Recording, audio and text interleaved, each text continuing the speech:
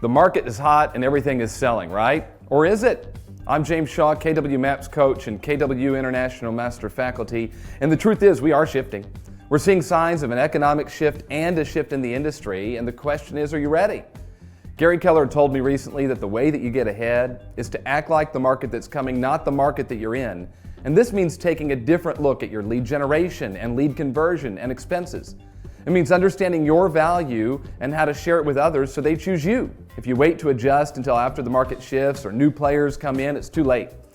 As Gary says in the book, now is the time to shift. Now is the time for you to shift, and that's why we're bringing the Shift One Day workshop to you. It's designed to help you thrive in any market.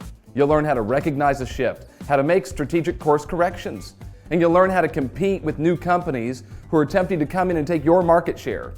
I was a team leader during the last shift. I saw good agents get out of the business simply because they weren't ready. We went from 110 agents to 89 in 60 days. That doesn't have to happen to you. The tools and systems are here, and it's up to you to learn, master, and implement. The truth is, a shift is an opportunity, and it's an opportunity for you to make the decisions that allow your business to take off.